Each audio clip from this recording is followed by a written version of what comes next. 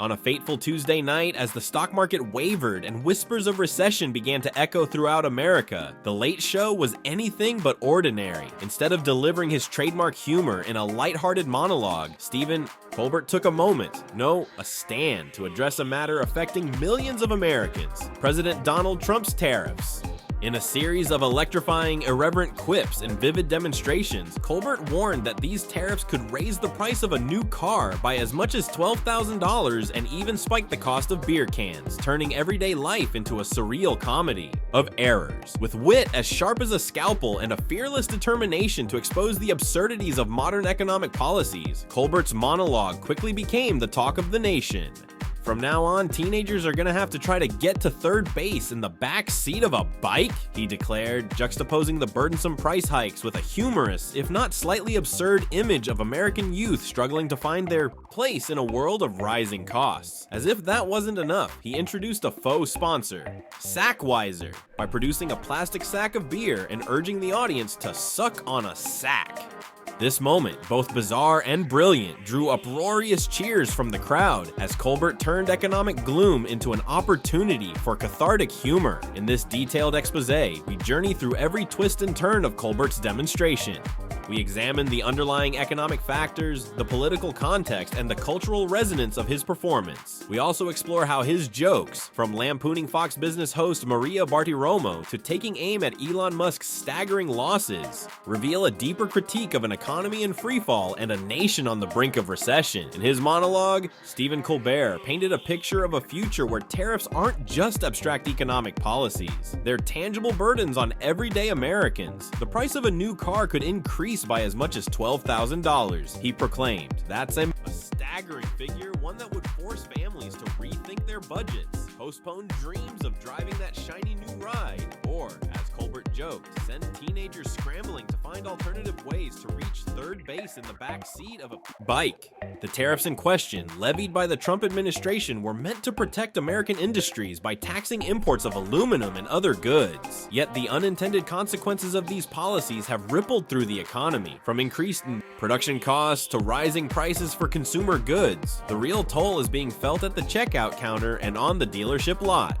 Colbert's vivid description of these hardships turns economic theory into a relatable, if not outrageous, narrative that resonates with a wide audience. But it's not just cars feeling the burn. Colbert noted that tariffs on aluminum could also drive up the price of beer cans, a seemingly trivial matter that, upon closer inspection, speaks volumes about the pervasive reach of these policies. Imagine grabbing your favorite cold brew on a hot summer day, only to find that even your beer has become a luxury item. It's these everyday ironies that Colbert expertly transforms into punchlines, using humor to underscore the absurdity of a system that, in his eyes, is failing the common man. By connecting the dots between high-level trade policies and the small personal impacts on daily life, Colbert's analysis challenges viewers to consider how disconnected those in power can be from the realities of the people they govern. His monologue becomes a rallying cry, a reminder that when economic policies hurt the average American, the consequences can be both costly and downright comical. Throughout his monologue, Stephen Colbert uses satire as his weapon of choice. In a world where economic forecasts are often grim and the news can seem relentlessly bleak, his ability to inject humor into serious issues offers both relief and a critical perspective.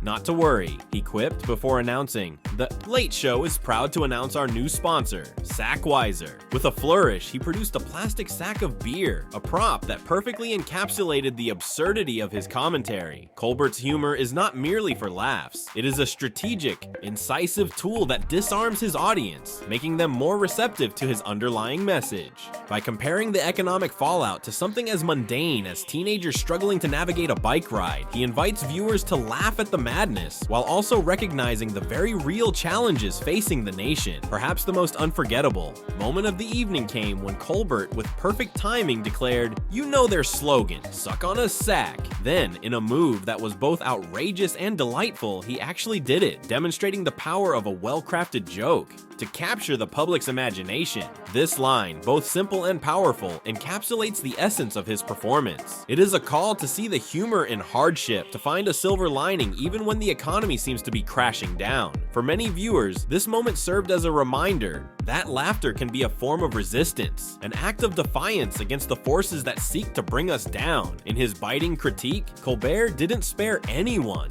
There is a silver lining on the implosion of the world economy. It's bad for Elon Musk too, he remarked, eliciting massive applause from a crowd that was all too familiar with the volatile fortunes of tech billionaires. His quip that economists call the phenomenon "everybody f-king hates that guy" was a masterstroke, melding economic analysis with the raw emotion of public discontent by targeting figures like Elon Musk and, implicitly, the broader class of incompetent billionaires. Colbert tapped into a growing sentiment among viewers.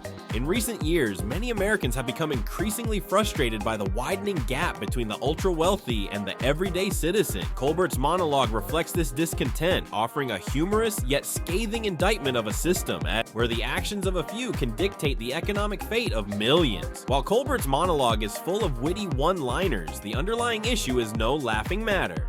President Trump's tariffs, aimed at protecting domestic industries, have had widespread repercussions that extend far beyond the price of new cars and beer cans. In the intricate web of global trade, tariffs can disrupt supply chains, affect job markets, and even lead to retaliatory measures from other nations.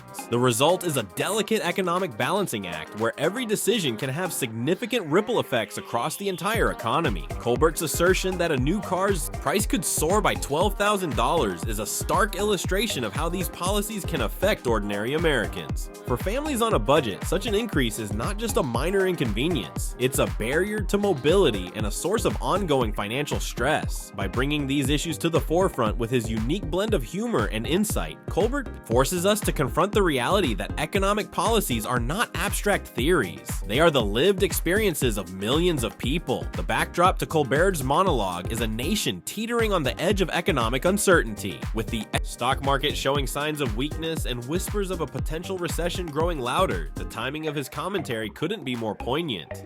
In a period when financial stability is in jeopardy, the burden of tariffs serves as a stark reminder of the fragility of our economic system. Colbert's observations are a microcosm of the broader national debate on economic policy. His humorous yet incisive analysis invites viewers to consider the real-world implications of trade wars, protectionist measures, and corporate greed.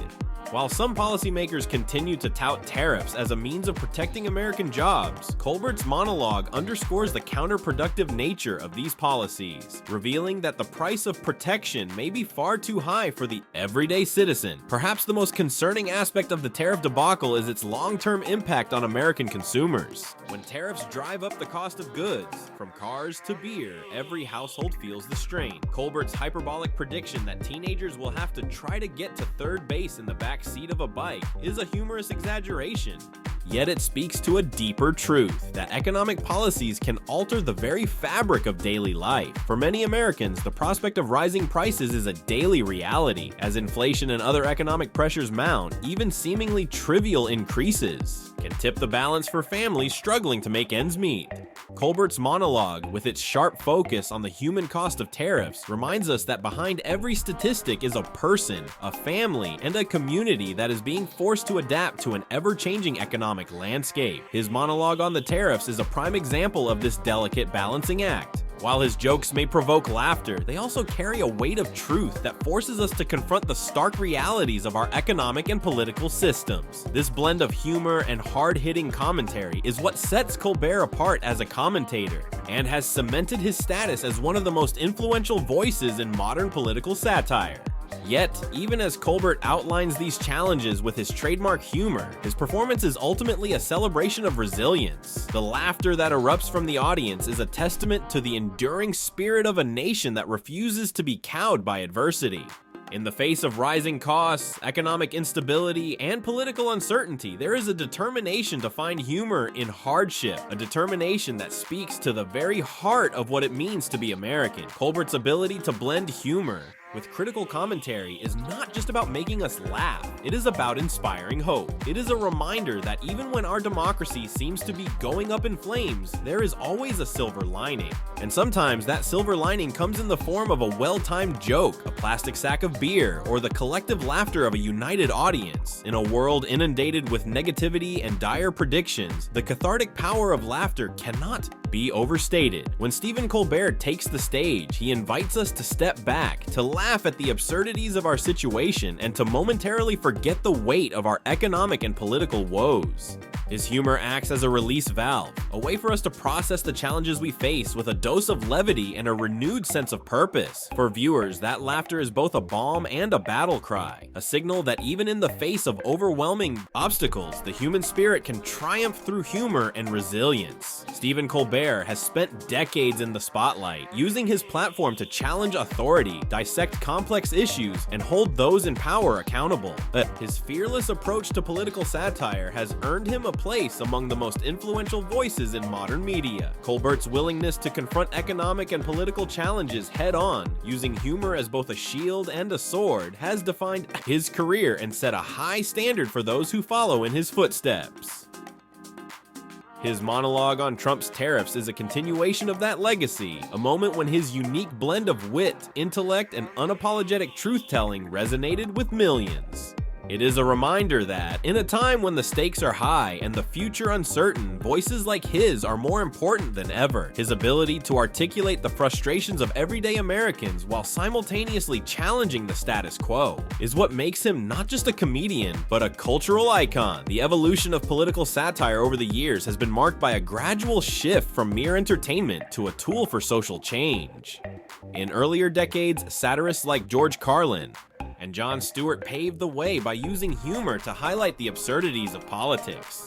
Today, Stephen Colbert continues that tradition, bringing a fresh, contemporary perspective to the challenges of our time. His monologue is a perfect example of how satire can serve as both a mirror and a catalyst for change. By making us laugh at the failures of our political system, he forces us to confront them, to question them, and to demand better from our leaders. It is this blend of humor and urgency that has ensured that political satire remains a vital part of our cultural landscape. Perhaps one of the most lasting impacts of Colbert's work is its ability to inspire future generations. His uncompromising approach to humor and truth-telling has not only entertained millions, but has also empowered a new wave of activists and comedians to use their voices to challenge injustice and advocate for change. In a time when political discourse is often dominated by cynicism and division, Colbert's message of resilience, hope, and the power of laughter offers a refreshing alternative. His performance on that Tuesday night will undoubtedly be remembered as a defining moment, a moment when one man's refusal to back down sparked a nationwide conversation about the future of our economy, our politics, and our society as a whole. If you like this news and want more, don't forget to like, subscribe, and share this video with all your friends. Until next time, Sensationalist family.